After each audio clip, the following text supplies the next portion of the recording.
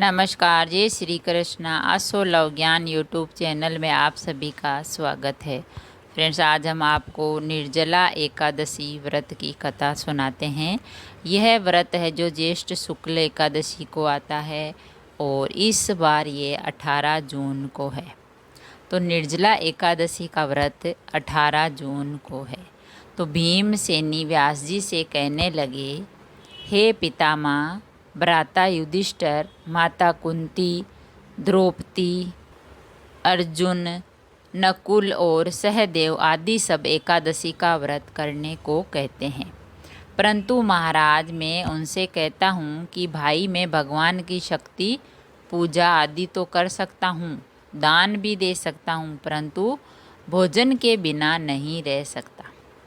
इस पर व्यास जी कहने लगे, हे भीमसेन, यदि तुम नरक को बुरा और स्वर्ग को अच्छा समझते हो तो प्रति मास की दोनों एकादशियों को अन्न मत खाया करो।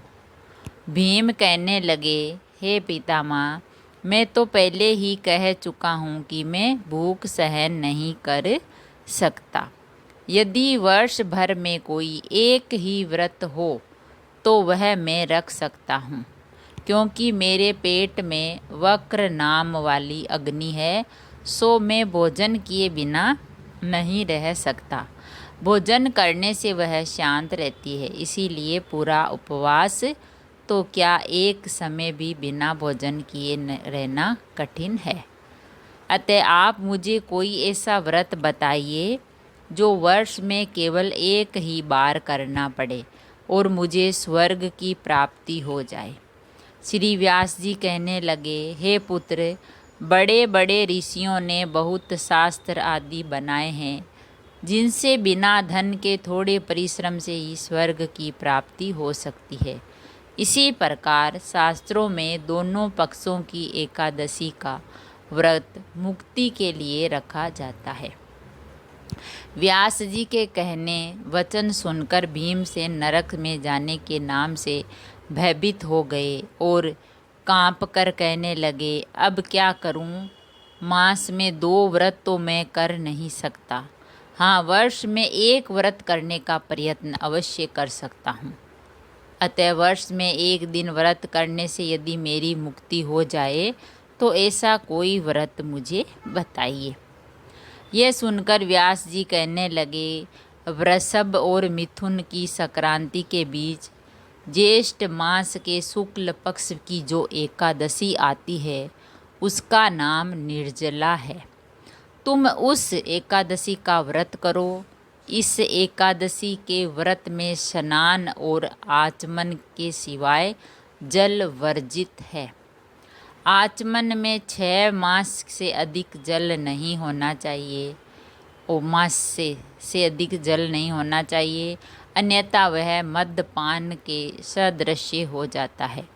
इस दिन भोजन नहीं करना चाहिए, क्योंकि भोजन करने से व्रत नष्ट हो जाता है। यदि एकादशी को सूर्योदय से लेकर द्वादशी के सूर्योदय तक जल ग्रहण ना करे तो उसे सारी एकादशियों के व्रत का फल प्राप्त होता है। द्वादशी को सूर्योदय से पहले उठकर स्नान आदि करके ब्राह्मणों को दान आदि देना चाहिए। इसके बाद भूखे और सतपात्र ब्राह्मण को भोजन कराकर फिर आप भोजन कर लेना चाहिए। इसका फल पूरे 1 वर्ष की संपूर्ण एकादशियों के बराबर होता है।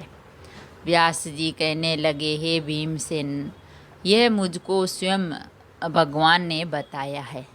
इस एकादशी का पुण्य समस्त तीर्थों और दानों से भी अधिक है।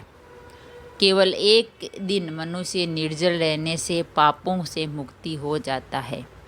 जो मनुष्य निर्जला एकादशी का व्रत करते हैं उनकी मृत्यु के समय यमदूत आकर नहीं घेरते, वरना भगवान के पार्षद उसे पुष्पक विमान में बिठाकर स्वर्ग को ले जाते हैं। अतः संसार में सबसे श्रेष्ठ निर्जला एकादशी का व्रत है, इसीलिए यत्न के साथ इस व्रत को करना चाहिए। उस दिन ओम नमो भगवते वासुदेवाय मंत्र का उच्चारण करना चाहिए और गोदान करना चाहिए। इस प्रकार व्यास जी की आज्ञा के अनुसार भीमसेन ने इस व्रत को किया। इसीलिए इस एकादशी को भीमसेनी या पांडव एकादशी भी कहते हैं। निर्जला व्रत करने से पूर्व भगवान से प्रार्थना करें, हे भगवान, आज मैं निर्जला व्रत करता हूँ, दूसरे दिन भोजन करूँगा। मैं इस व्रत को श्रद्धापूर्वक करूँगा, अतः आपकी कृपा से मेरे सब पाप नष्ट हो जाएं। इस दिन जल से भरा हुआ एक घड़ा वस्त्र से ढककर स्वर्ण सहित दान करना चाहिए। जो मनुष्य इस व्रत को करते हैं उनको करोड़ पल सोने के दान का फल मिलता है, और जो इस दिन यज्ञ आदि करवाते हैं उनका फल भी वर्णन नहीं किया जा सकता, इतना पुण्य मिलता है। इस एकादशी के व्रत से मनुष्य विष्णु लोक को प्राप्त होता है। जो मनुष्य इस दिन अन्न खाते हैं वे चांडाल के समान हैं, वे अंत में नरक को जाते हैं। जिसने निर्जला एकादशी का व्रत किया है वह चाहे ब्रह्म हत्यारा हो, मद्यपान करता हो, चोरी की हो तो या गुरु के साथ द्वेष किया हो, मगर इस व्रत के प्रभाव से स्वर्ग में जाता है। हे कुंती पुत्र, जो पुरुष या स्त्री श्रद्धापूर्वक इस व्रत को करते हैं उन्हें अग्रलिखित कर्म करने चाहिए। प्रथम भगवान का पूजन, फिर गोदान, ब्राह्मणों को मिष्टान व दक्षिणा तथा जल से भरे कलश का दान अवश्य करना चाहिए। निर्जला के दिन अन्न, वस्त्र, उपाहन आदि का दान भी करना चाहिए। जो मनुष्य भक्ति पूर्वक इस कथा को पढ़ते हैं या सुनते हैं उन्हें निश्चय ही स्वर्ग की प्राप्ति होती है। बोलिए विष्णु भगवान की जय। तो फ्रेंड्स, ये थी निर्जला एकादशी व्रत की कथा, और इस व्रत को करने से हमें बहुत ही पुण्य मिलता है, स्वर्ग की प्राप्ति होती है और सभी पापों से मुक्ति मिलती है। ये व्रत है जो 24 एकादशियों में से एक है और इसका अधिक महत्व है, और इस व्रत को करने से, कथा सुनने से, पढ़ने से हमें पुण्य की प्राप्ति होती है, और इस दिन हमें दान पुण्य भी करना चाहिए। अगर कहानी पसंद आई तो लाइक और शेयर ज़रूर करें।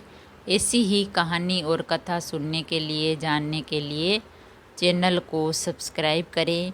थैंक यू, धन्यवाद।